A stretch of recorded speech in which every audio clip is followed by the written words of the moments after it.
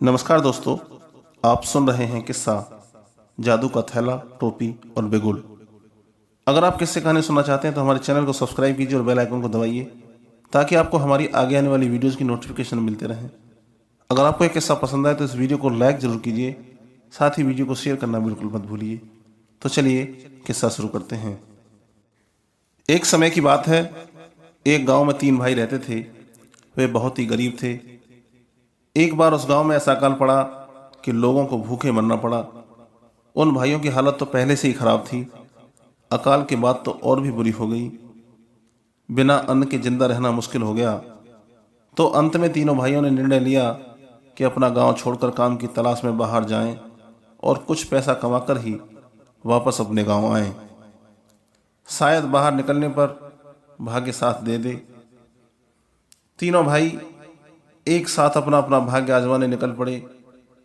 दिन भर चलते रहे, पर न ही उन्हें कोई काम मिला और न ही उनके भाग्य का सितारा चमका। उस रात उन तीनों को एक पेड़ के नीचे भूखे ही सोना पड़ा। अगले दिन तड़के ही उठकर वे फिर काम की तलाश में निकल पड़े। चलते चलते जब वे एक जंगली रास्ते से गुजर रहे थे तो उन्हें सूरज की रोशनी में एक पहाड़ी चमकती हुई नजर आई। तीनों भाई जब उस पहाड़ी के नजदीक पहुंचे तो उन्होंने देखा कि वह पहाड़ी तो चांदी की है। उनमें से सबसे बड़ा भाई उसे देखकर प्रसन्न हो गया और बोला, मुझे अपनी चाहत की चीज मिल गई। मैं इसमें से खूब सारी चांदी अपनी चादर में बांधकर वापस अपने गांव जाकर चैन की जिंदगी बिताऊंगा। शहर में जाकर अपनी जिंदगी बर्बाद करने से क्या फायदा। इतना कहकर उसने अपनी चादर खोली और जितनी चांदी वह ले जा सकता था उतनी चादर में भरकर वापस अपने गांव जाने के लिए तैयार हो गया। पर बाकी दोनों छोटे भाइयों ने वापस जाने से इनकार कर दिया, क्योंकि वे अपने बड़े भाई से बेहतर पाना चाहते थे। सो उन्होंने उस चांदी में से कुछ नहीं लिया और शहर जाने के लिए आगे बढ़ गए। दोनों भाई पानी पी पी कर गुजारा कर रहे थे, क्योंकि खाने वाली कोई चीज खरीदने के लिए उनके पास पैसे नहीं थे। इसी तरह वे 2 दिन और अपने भाग्य की तलाश में चलते रहे।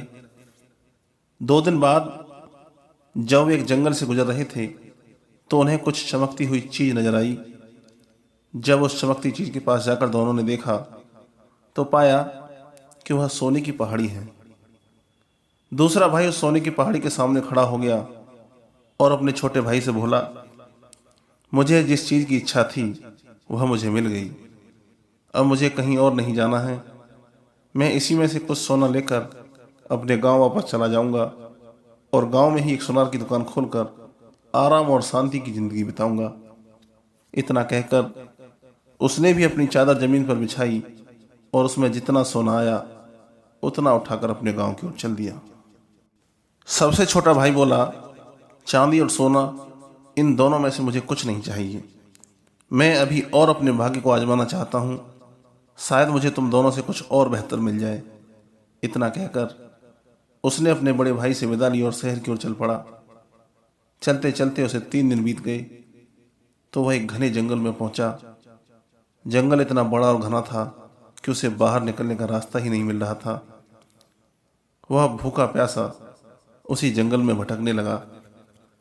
उसने एक ऊंचे पेड़ पर चढ़कर देखा कि शायद उसे इस जंगल से बाहर जाने का रास्ता नजर आ जाए, पर उसे पेड़ों की ऊंची ऊंची चोटियों के अलावा कुछ भी दिखाई नहीं दिया। भूख के कारण उसका बुरा हाल हो रहा था। पेड़ से नीचे उतरते हुए वह ईश्वर से प्रार्थना करने लगा कि काश मुझे कुछ खाने को मिल जाए। बिना कुछ खाए पिए तो मैं मर ही जाऊंगा। उसी समय उसे एक पेड़ के नीचे एक मैले से कपड़े पर कुछ खाने का सामान रखा हुआ दिखाई दिया। पहले तो उसे अपनी आंखों पर विश्वास नहीं हुआ, पर जब उसने नजदीक जाकर देखा तो सचमुच ही खाने का सामान था। इस जंगल में खाने का इतना अच्छा सामान देखकर वह हैरान रह गया। वह इस खाने को भगवान की दया समझकर उस पर टूट पड़ा और थोड़ी ही देर में सब कुछ चट कर गया। भूख से इतना परेशान था कि उसने यह जानने की कोशिश ही नहीं की कि यह किसका खाना है और यहाँ पर कैसे आया। खाना खत्म करने पर उसने वह गंदा सा कपड़ा भी उठाकर अपनी जेब में रख लिया और आगे चल दिया। चलते चलते रात होने लगी। अब उसे फिर भूख सताने लगी। उसने सोचा, क्यों न इस कपड़े को बिछाकर ईश्वर से प्रार्थना करूं। उसने कपड़ा बिछाया और आंखें बंद करके ईश्वर से प्रार्थना करने लगा। थोड़ी देर बाद जब उसने आंखें खोली तो उस कपड़े पर तरह तरह का खाने का सामान रखा हुआ था। अब उसे विश्वास हो गया कि उसकी मेहनत बेकार नहीं गई। उसे अपने दोनों भाइयों से अच्छी चीज हाथ लगी है। अगर वह और मेहनत करे तो इससे भी अच्छा कुछ और मिल सकता है। यह गंदा कपड़ा कोई मामूली चीज नहीं है, वह एक जादू का कपड़ा था। पर वह इससे संतुष्ट नहीं हुआ और इससे भी अधिक पाने की लालसा से आगे चल दिया। और भी अच्छे भाग्य की खोज में वह एक जगह से दूसरी जगह घूमता रहा। घूमते घूमते वह एक और घने जंगल में जा पहुंचा।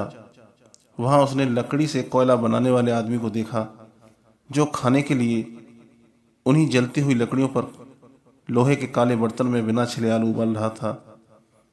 वह उस आदमी को देखकर बोला, तुम्हें इस अकेली जगह में रहना बुरा नहीं लगता? रोज रोज उबले नमकीन आलू खाने से तुम्हारा मन नहीं भरता? कोयला बनाने वाला बोला, हमारे लिए तो सब दिन एक से हैं। लड़के ने पूछा, आज तुम मेरे अतिथि हो, क्या तुम मेरे साथ शाम का भोजन करना पसंद करोगे? वह आदमी बोला, बहुत बहुत धन्यवाद, पर मैं तुम्हारे खाने में से कुछ लेना नहीं चाहता, क्योंकि वह तो तुम्हारे लिए है। अगर मैंने भी खाया तो तुम्हारे लिए कम पड़ जाएगा। लड़का बोला, घबराओ नहीं, मेरे पास बहुत कुछ है, मैं खाने के लिए तुम्हें आमंत्रित कर रहा हूं। इतना कहकर लड़के ने अपनी जेब से मैला कपड़ा निकालकर जमीन पर बिछाया और हाथ जोड़कर प्रार्थना करने लगा। देखते ही देखते उस कपड़े पर अच्छे अच्छे व्यंजनों के ढेर लग गए। बेचारा कोयला बनाने वाला आंखें फाड़कर सब कुछ देखता रह गया। उस मजदूर को जिंदगी में पहली बार इतना स्वादिष्ट खाना खाने को मिला था। मजदूर ने लड़के से कहा, अगर तुम मुझे अपना कपड़ा दे दो, जो मुझे इस जंगल में भी इतना अच्छा खाना खिला सके, तो मैं तुम्हें एक जादू का थैला दूंगा। यह थैला मैला और फटा हुआ जरूर है, परंतु इसमें बहुत बड़ी शक्ति छुपी है। तुम मुसीबत के समय जितनी बार इस थैले को थपथपाओगे, उतनी बार 6 शक्तिशाली आदमी तुम्हारे सामने आकर खड़े हो जाएंगे। तुम उन्हें जो भी आज्ञा दोगे, वे सब की सब पूरी करेंगे। लड़का उसे अपना कपड़ा देने के लिए राजी हो गया। उसने अपना कपड़ा उसके हाथ पर रखा और उससे उसका जादू का थैला लेकर आगे चल दिया। कुछ दूर जाने पर वह इस जादू वाले थैले की सच्चाई परखना चाहता था। उसने थैले को थपथपाया तो उसके सामने 6 सिपाही आकर खड़े हो गए और पूछने लगे, हमें क्या आज्ञा है मालिक? वह लड़का बोला, उस कोयला बनाने वाले मजदूर से मेरा जादू का कपड़ा वापस ले आओ। इतना सुनते ही वह 6 सिपाही उसका जादू का कपड़ा वापस लेकर आ गए। जादू का कपड़ा और जादू का थैला लेकर वह फिर और कुछ अच्छा पाने की इच्छा से आगे चल दिया। उसे पूरा विश्वास था कि अपनी मेहनत और बुद्धि से वह इससे भी बेहतर पा सकता है। चलते चलते सूरज डूबने से पहले वह एक दूसरे कोयला बनाने वाले के पास पहुंचा। वह मजदूर भी जलती हुई लकड़ियों पर लोहे के बर्तन में कुछ आलू अपने रात के भोजन के लिए उबाल रहा था। उसके पास पहुंचकर लड़के ने पूछा, क्या तुम मेरे साथ भोजन करोगे? लड़के के पास खाने का कुछ भी सामान न देखकर मजदूर ने पूछा, तुम मुझे कहां से खिलाओगे? तुम्हारे पास तो कुछ भी नहीं है। लड़के ने झट से अपनी जेब से मैला सा कपड़ा निकाला और उसे जमीन पर बिछाकर प्रार्थना करने लगा। देखते ही देखते उसके कपड़े पर खाने की बहुत सी चीजों के ढेर लग गए। बेचारा कोयला बनाने वाला मजदूर यह सब देखकर बहुत हैरान हुआ। खाने की इतनी अच्छी अच्छी चीजें देखकर उसके मुंह में पानी आ गया। जैसे ही उस लड़के ने उसे अपने साथ खाने पर बुलाया, वह खाने पर टूट पड़ा। उसने पहली बार पेट भरकर भोजन किया था। खाना खाने के बाद वह मजदूर लड़के से बोला, मेरे पास एक पुरानी टोपी है। इस टोपी में एक बहुत खास बात यह है कि अगर इस टोपी को सिर पर पहनकर थोड़ा सा घुमाओ तो इससे 12 सिपाही निकलते हैं। जो चारों ओर गोलियों की बौछार करते हैं और उन गोलियों के आगे कोई भी टिक नहीं सकता। अब मुझे इस टोपी की ज़रूरत नहीं है, क्योंकि मुझे गोलियों की नहीं, खाने की ज़रूरत है। मैं तुम्हें यह टोपी दे सकता हूँ अगर तुम अपना यह कपड़ा मुझे दे दो, क्योंकि इस जंगल में मेरे लिए अच्छा खाना कभी नहीं बन सकता। लड़के ने बिना किसी विरोध के उस मजदूर की बात मान ली। उसकी टोपी लेकर अपना कपड़ा उस मजदूर को दे दिया और वहां से उठकर चल दिया।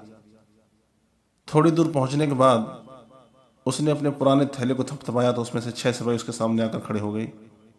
लड़के ने आदेश दिया कि वे सब उस मजदूर से उसका कपड़ा वापस लेकर आए। 6 सिपाही कुछ ही मिनटों में उसका कपड़ा लेकर उसके सामने हाजिर हो गए। अपना जादुई कपड़ा लेकर वह लड़का अब आगे चल दिया। चलते चलते रात हो गई तो उसने एक पेड़ के नीचे अपनी रात गुजारी और सुबह तड़के ही उठकर अपना भाग्य आजमाने के लिए आगे चल दिया। कुछ ही दूर चलने पर उसे कोयला बनाने वाला तीसरा मजदूर मिला, जो उन्हीं पहले वाले 2 मजदूरों की तरह अपने लिए आलू उबाल रहा था। उस मजदूर ने लड़के को अपने साथ मसाले वाले उबलते आलू खाने के लिए आमंत्रित किया, तो लड़के ने उसे धन्यवाद दिया और खुद उसे खाना खाने के लिए आमंत्रित किया। लड़के ने फिर अपना कपड़ा जमीन पर बिछाया और प्रार्थना करने लगा। थोड़ी देर में उस कपड़े पर खाने की बहुत सी चीजें आ गईं। यह सब देखकर वह मजदूर हैरान हो गया। मजदूर ने लड़के के साथ पेट भरकर भोजन किया और ऐसे बढ़िया तथा स्वादिष्ट भोजन के लिए लड़के को धन्यवाद दिया। जब वह लड़का खाना खाकर वहां से चलने लगा तो उस मजदूर ने लड़के से कहा, अगर तुम मुझे अपना मैला सा कपड़ा दे दो तो मैं तुम्हें इसके बदले में अपना बिगुल दे सकता हूं। इस बिगुल की खासियत यह है कि अगर तुम गुस्से से इस बिगुल को बजाओगे तो इसके बजने से महलों व घरों की दीवारें गिरने लगेंगी, और जब तुम इसे बजाना बंद करोगे तो दीवारें गिरनी भी बंद हो जाएंगी, और यदि प्रसन्न मन से इसे बजाओगे तो गिरी हुई दीवारें फिर से खड़ी हो जाएंगी जैसे कि पहले थीं। लड़के ने बिना कुछ कहे अपना कपड़ा उस मजदूर को दे दिया और उससे उसका बिगुल ले लिया। थोड़ी दूर चलने के बाद उसने पहले की तरह अपने थैले को थपथपाया।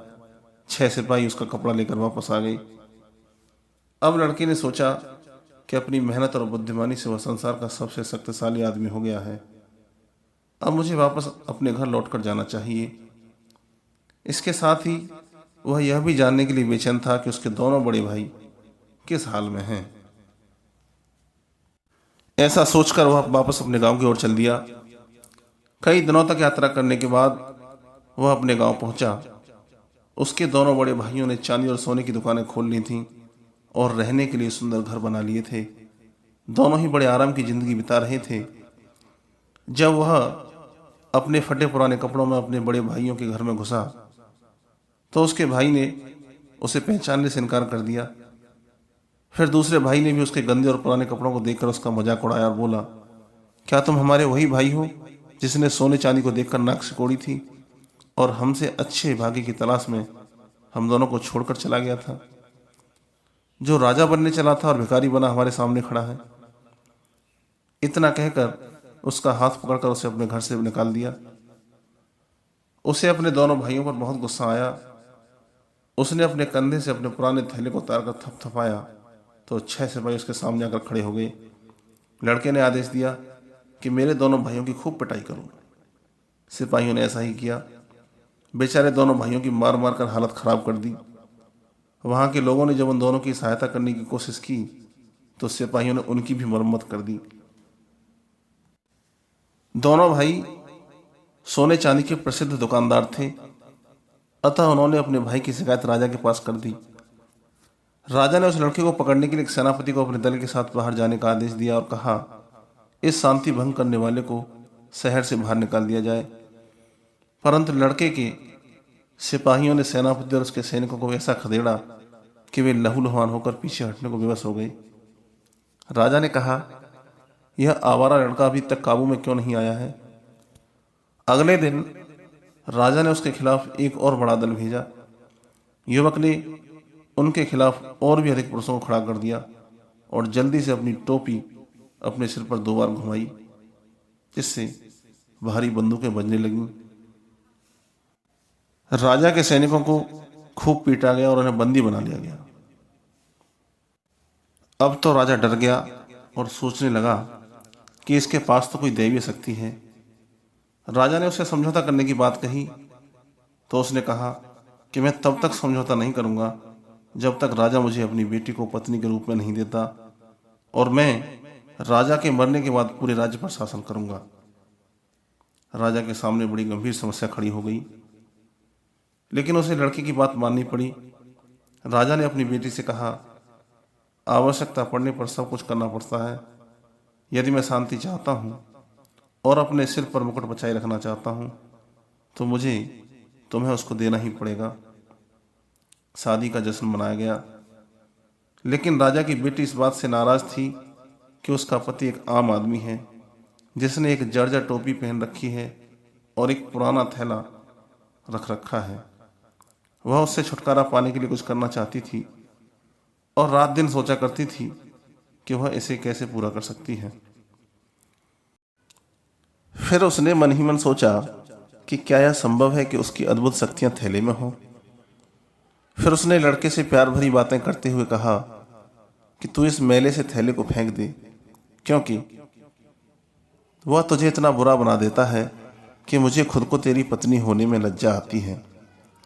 लड़की ने कहा, प्रिय, यह थैला मेरा सबसे बड़ा खजाना है। जब तक मेरे पास है तब तक पृथ्वी पर कोई शक्ति नहीं है जिससे मैं डरता हूँ। और उसने उसे वह अद्भुत गुण भी बता दिया जो उस थैले में था। फिर लड़की ने अपने आप को उसकी बाहों में सौंप दिया जैसे कि वह उसे प्यार करना चाह रही हो। लेकिन मौका मिलते ही उसने चतुराई से उसके कंधे से थैला निकाल लिया और उसे लेकर भाग गई। उसके बाद लड़की ने उस थैले को थपथपाया और उसमें से 6 सिपाही निकले। लड़की ने उन योद्धाओं को अपने पूर्व मालिक को पकड़ने और उसे शाही महल से बाहर निकालने का आदेश दिया। सिपाहियों ने उसकी बात मानी। लड़के की झूठी पत्नी ने थैले को फिर थपथपाया और उसके पीछे और भी सिपाही भेजे जो उसे देश से बहुत दूर भगाने वाले थे। वह लड़का तो तबाह ही हो जाता अगर उसके पास छोटी टोपी नहीं होती। उसने टोपी को 2 बार घुमाया, तुरंत तोप गरजने लगी और सब कुछ नष्ट कर दिया। और राजा की बेटी खुद आकर दया की भीख मांगने के लिए मजबूर हो गई। जैसे ही उसने इस तरह की विनती की और अपने आप को सुधारने का वायदा किया, वह लड़का उसकी बात मान गया। लड़की ने उसके साथ दोस्ताना व्यवहार किया और ऐसा व्यवहार किया कि जैसे वह उससे बहुत प्यार करती हो। और कुछ समय बाद उसे फिर बेवकूफ़ बनाने में कामयाब रही। बातों बातों में एक दिन लड़की ने उसे बता दिया कि अगर किसी को भी उसकी शक्ति वाला थैला मिल जाए तो वह भी उसका कुछ नहीं कर सकता जब तक कि वह पुरानी टोपी उसके पास है। जब वह भेद जान गई तो उसके सो जाने की प्रतीक्षा करती रही, और फिर जब लड़का सो गया तो उसकी टोपी उतारकर भाग गई। और लड़की ने टोपी पहनकर उसे 2 बार घुमाया। टोपी घुमाते ही गोलियां और तोपें गरजने लगीं। लड़का जान बचाकर महल से बाहर की ओर भागा, परंतु वह बिगुल उसके पास था और उसने बड़े क्रोध में आकर अपनी सारी शक्ति से बिगुल बजा दिया। तुरंत ही सब किले दीवारें ढहने लगे और राजा और उसकी बेटी उसमें दबकर मर गई। और यदि वह बिगुल थोड़ी देर और फूंकता तो सब कुछ ही नष्ट हो जाता। इसके बाद फिर किसी ने उसका विरोध नहीं किया और उसने अपने आप को सारे देश का राजा घोषित कर दिया। उसने अपने दोनों सगे भाइयों को भी माफ कर दिया। राजा बनने के बाद लड़के ने प्रसन्नता के साथ बिगुल को बजाया। बिगुल बजाते ही महल की ढही हुई सारी दीवारें और किले फिर से उठ खड़े हुए और महल पहले जैसा हो गया। इसके बाद वह लड़का मजे से राज करने लगा और उसने बहुत वर्षों तक राज किया। दोस्तों, अगर आपको यह किस्सा पसंद आया हो तो इस वीडियो को लाइक कीजिए, साथ ही शेयर करना बिल्कुल मत भूलिए। अगर आपने अभी तक हमारे चैनल को सब्सक्राइब नहीं किया है तो चैनल को सब्सक्राइब कर लीजिए। अगर आप इसी तरह के अनेक किस्से कहानी सुनना चाहते हैं तो बेल आइकन को दबाइए ताकि आपको हमारी अगली वीडियो की नोटिफिकेशन समय से मिलती रहे। मिलते हैं अगले वीडियो में, तब तक के लिए अपना ख्याल रखिए। नमस्कार।